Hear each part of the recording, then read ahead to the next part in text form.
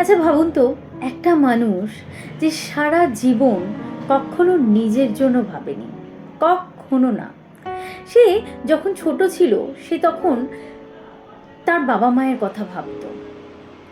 ভাবতো আমি যতই ভালো করে পড়াশোনা করি না কেন, বাবা মা আমার জন্য গর্বিত হতে পারবে তো।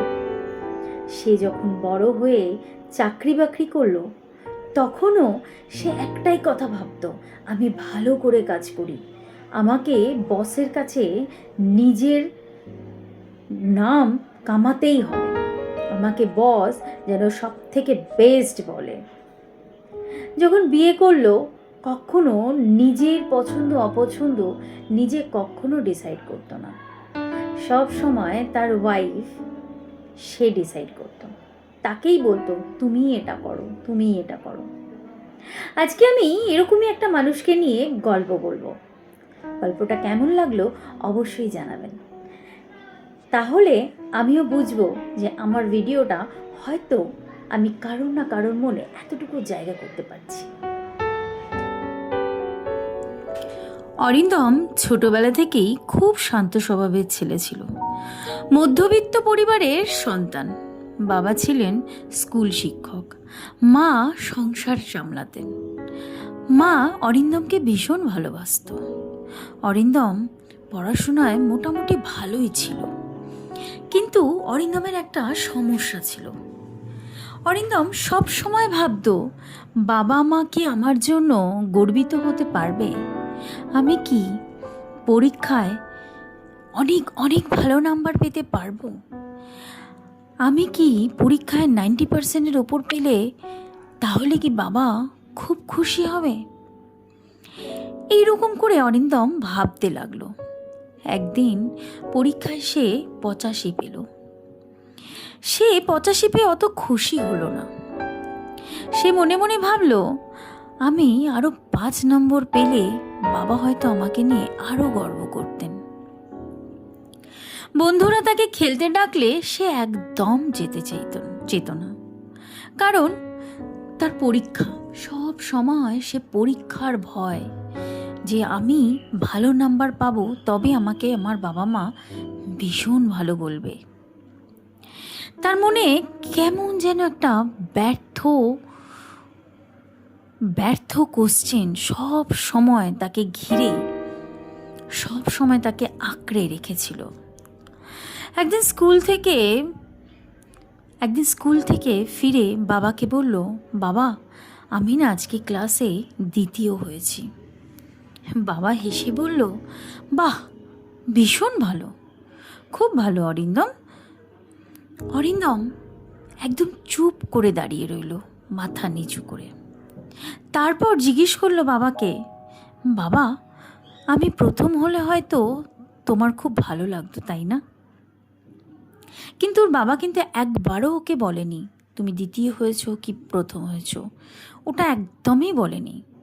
তার বাবা অবশ্য এটা বলল যে তুমি দ্বিতীয় হয়েছো, এটাই আমি অনেক খুশি। কিন্তু অরিন্দমের মনে তখনও একটা প্রশ্ন ছিল, আমি কি যথেষ্ট ভালো? সেই প্রশ্নটাই ধীরে ধীরে তার জীবনের একটা অনেক বড় অংশ হয়ে গেল। সময়ের সঙ্গে অরিন্দম বড় হলো, কলেজে গেল, তারপর চাকরি পেল। অফিসে সব থেকে পরিশ্রমী একজন স্টাফ ছিল। বস কোনো কাজ দিলে কখনো না বলতো না, এমনকি অন্য কোনো কর্মীরাও তার ওপর কাজ চাপিয়ে দিত। অরিন্দম হাসি মুখে বলতো, আচ্ছা ঠিক আছে, আমি ঠিক করে দেব। এরকম একদিন একজন সহকর্মী তাকে বলল, তুই এত কাজ কেন করিস? অরিন্দম হেসে বলল, সবাই তো আমার ওপর ভরসা করে। কিন্তু অরিন্দমের সত্যটা ঠিক অন্যরকম। সে কাজ করত কারণ সে ভয় পেত কেউ যদি তার উপর অসন্তুষ্ট হয়। এই ভয়টা তার মনের মধ্যে একটা অনেক বড় আকারে বাসা বেঁধেছিল। একদিন অফিসে তার একটি ভুল হলো। ভুলটা খুব বড় ছিল না, কিন্তু বস সবার সামনে বললেন, অরিন্দম, তোমার কাছ থেকে এটা আশা করিনি। অরিন্দমকে এই জাস্ট একটা বাক্য তার বস তাকে বলেছিল। শুধু এই বাক্যটা অরিন্দমকে ভেতর থেকে পুরো ভেঙে টুকরো টুকরো করে দিল।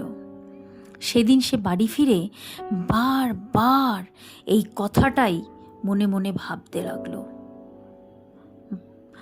আমার কাছ থেকে এটা আশা করেনি।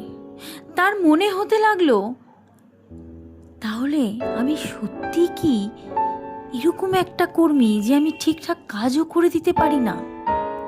আবার প্রশ্ন নিজের ওপরে। কয়েক বছর পর অরিন্দমের বিয়ে হলো তার স্ত্রী মেঘলার সাথে। মেঘলা একজন ভীষণ ভালো মেয়ে। তার সাথে অরিন্দমের বিয়ে হলো। মেঘলা অরিন্দমকে ভীষণ ভালোবাসতো। কিন্তু একটা বিষয় মেঘলা খুব তাড়াতাড়ি বুঝে গেল। অরিন্দম নিজের মতামত খুব কম প্রকাশ করে। একদিন মেঘলা রেস্টুরেন্টে গেল। দুজনে খাবে তাই রেস্টুরেন্টে গেছে। মেঘলা অরিন্দমকে জিজ্ঞেস করলো, তুমি কি খাবে?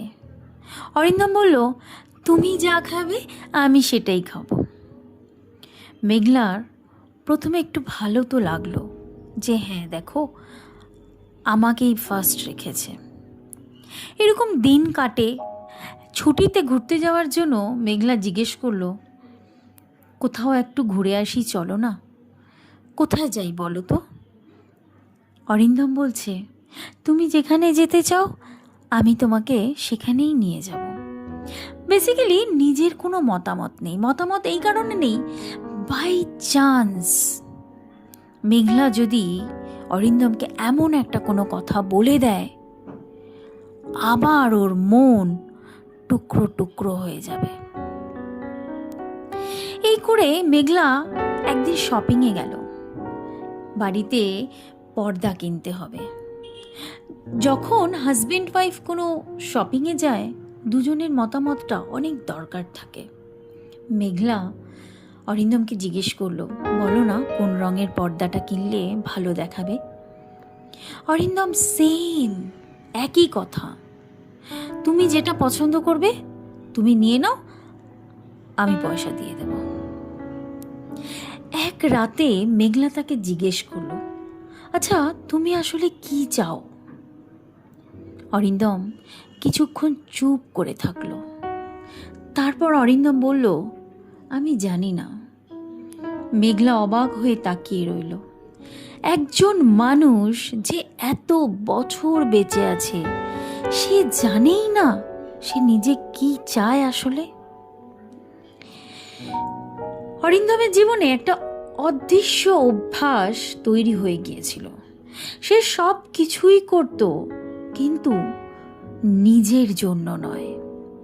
সব কিছু করত প্রশংসা পাওয়ার জন্য, স্বীকৃতি পাওয়ার জন্য, অন্যের অ্যাপ্রুভালের জন্য। সোশ্যাল মিডিয়ায় কখনো কোনো একটা ছবি পোস্ট করলে বারবার দেখতে থাকতো, কেউ কি কোনো কমেন্ট করেছে, কেউ কি তাকে প্রশংসা করেছে, কেউ কি লাইক করেছে। কেউ কারোর জন্য অরিন্দম অপেক্ষা করত। এরকম করে অরিন্দমের চলতে লাগলো। অফিসে বেশ ভালোই কাজ করত অরিন্দম। বস কখনো তাকে প্রশংসা করেন, কখনো কিছু বলেন। বাড়িতে কিছু করলে অপেক্ষা করত মেঘলা কখন বলবে, তুমি খুব ভালো করেছো। একদিন তার মেয়ে স্কুল থেকে একটা ছবি এঁকে নিয়ে এলো। মেয়ে বলল, বাবা দেখো আমি তোমার ছবি এঁকেছি। ছবিটা খুব একটা সুন্দর ছিল না, আঁকাটা ছিল একটু এলোমেলো, কিন্তু অরিন্দম ছবিটা হাতে নিয়ে হাসলো। মেয়েটা বলল, বাবা ভালো হয়েছে? অরিন্দম বলল, খুব ভালো হয়েছে। তারপর মেয়েটা হঠাৎ প্রশ্ন করলো, বাবা তুমি যখন কিছু করো তখন তোমাকে কেউ ভালো বললে তবেই কি তোমার ভালো লাগে? অরিন্দম কয়েক সেকেন্ডের জন্য থমকে গেল। সে মেয়ের দিকে তাকিয়ে রইল, একটা ছোট্ট শিশু, কিন্তু কিভাবে যেন তার জীবনের সবচেয়ে বড় প্রশ্নটা করে ফেলেছে। কিছুদিন পর অফিসের একটা বড় প্রজেক্ট এলো। অরিন্দম প্রায় 1 মাস দিন রাত কাজ করলো। সে নিজের পরিবারকে সময় দিল না, রাতে ঘুম কমিয়ে দিল, বন্ধুদের সাথে দেখাই হয় না। শুধু প্রজেক্টটা নিয়ে এত ব্যস্ত, তাকে সফল হতেই হবে। অবশেষে প্রজেক্ট সফলও হলো। অবশেষে তার বসের কাছে যখন প্রজেক্টটা নিয়ে গেল, অফিসে প্রজেক্টটার ব্যাপারে সবাই প্রশংসা করলো, কিন্তু ম্যানেজমেন্ট যখন পুরস্কারের জন্য একজনের নাম ঘোষণা করলো, তখন অরিন্দমের নাম ছিল না। পুরস্কার পেল তারই একজন সহকর্মী। অরিন্দম হাসল, সবাইকে অভিনন্দন জানালো, কিন্তু সেদিন সে অফিস থেকে বেরিয়ে একদম একা একটা বেঞ্চে বসে রইল। তার হাতে ছিল সেই পুরস্কারের অনুষ্ঠান থেকে পাওয়া একটা ছোট্ট কাগজ। সে অনেকক্ষণ সেটার দিকে তাকিয়ে থাকলো। তারপর নিজের মনেই বলল, আমি এত কিছু করলাম, তবুও কি যথেষ্ট নয়? সেদিন প্রথমবার তার নিজের কথাটাই নিজের কানে খুব অচেনা লাগলো। সেদিন রাতে বাড়ি ফিরে অরিন্দম ঘুমোতে পারল না। প্রায় রাত 2টো। সে উঠে বাথরুমে গেল এবং এসে আয়নার সামনে দাঁড়ালো।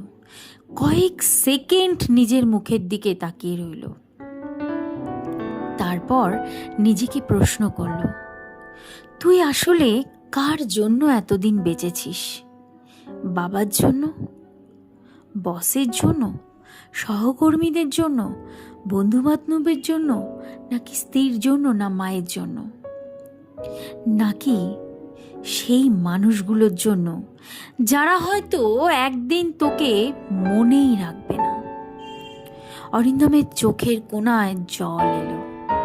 সে বুঝতে পারল সমস্যা পৃথিবী তাকে মূল্য দেয়নি তা নয়, সমস্যা হলো সে নিজেই নিজের মূল্য অন্যের হাতে তুলে দিয়েছিল। পরের দিন অরিন্দম কোনো বড় সিদ্ধান্ত নিল না। সে শুধু ছোট্ট ছোট্ট কিছু পরিবর্তন শুরু করলো। কেউ কাজ চাপিয়ে দিলে সে প্রথমবার না বলতে শিখল। সে বলল, আজ আমার সময় নেই, আমার নিজের কাজের প্রচুর চাপ। কেউ তার মতামত জানতে চাইলে সে একদম পরিষ্কার বলে, এটা আমার পছন্দ, এটা আমার পছন্দ না। কেউ তার কাজে সমালোচনা করলে সে সঙ্গে সঙ্গে নিজেকে দোষী ভাবে না। সে নিজেকে বলতে শুরু করলো, আমিও মানুষ, আমিও ভুল করতে পারি, কিন্তু একটা ভুল আমাকে খারাপ মানুষ বানায় না। একদিন মেঘলা তাকে জিজ্ঞেস করলো, তুমি কেমন বদলে যাচ্ছ? অরিন্দম হেসে বলল, হয়তো। কিভাবে সে কিছুক্ষণ চুপ করে থেকে বলল, আগে আমি চাইতাম সবাই আমাকে ভালো ভাবুক, এখন আমি চাই রাতে ঘুমানোর সময় যেন নিজের কাছে অ্যাটলিস্ট মিথ্যে না বলতে হয়। অরিন্দমের জীবন রাতারাত বদলে যায়নি, সবাই তাকে বুঝতে পারেনি। কেউ কেউ বলেছিল অরিন্দম একদম বদলে গেছে, কেউ কেউ বলেছিল আগের মতোই ভালো নেই, আগের মতো ছেলেটা ভালো নেই। কিন্তু এবার সে আর ভেঙে পড়েনি, কারণ সে একটা জিনিস শিখে ফেলেছিল, আপনি পৃথিবীর সবাইকে খুশি করতে পারবেন না। আপনি যতই ভালো মানুষ হন না কেন, কেউ না কেউ আপনাকে ভুল বুঝবেই। আপনি যতই চেষ্টা করুন, কেউ না কেউ আপনার মূল্য একদম কমিয়ে দেবে। আর যদি আপনার সুখ নির্ভর করে অন্য মানুষের প্রশংসার উপর, তাহলে আপনার সুখের চাবিটাও অন্য মানুষের হাতেই থাকবে। তাই জন্য নিজের চাবি নিজের কাছে রাখুন। তাই মাঝে মাঝে একদম একটু শান্ত হয়ে ভাবুন এবং নিজেকে জিজ্ঞেস করুন, আমি কি সত্যিই নিজের মতন করে বেঁচে আছি? কারণ জীবনের সবচেয়ে বড় স্বাধীনতা হলো অন্যের স্বীকৃতি ছাড়াই নিজের মূল্য বুঝতে শেখা। আর মনে রাখবেন, আপনাকে মূল্যবান প্রমাণ করার জন্য পৃথিবীর কারোর অনুমতির দরকার নেই। আপনার মূল্য আপনার নিজের হাতেই আছে। তাই দেখবেন অনেক যারা বড় বড় সেলিব্রিটি, যেমন আমি শাহরুখ খানের কথা বলছি, শাহরুখ খান সব সময় একটাই কথা বলে, আই এম দ্য বেস্ট। এরকম আপনারা সোশ্যাল মিডিয়াতে দেখতে পাবেন অনেক বড় বড় মানুষরা এই একটাই মন্ত্র, আই অ্যাম দ্য বেস্ট, আমি বেস্ট। আরে আপনি যদি বেস্ট হন তবেই তো আপনি আশেপাশের মানুষকে বেস্ট ভাবতে পারবেন এবং সময়ের সাথে চলতেও পারবেন। আমার গল্পটা ভালো লাগলে অবশ্যই একটা ছোট্ট লাইক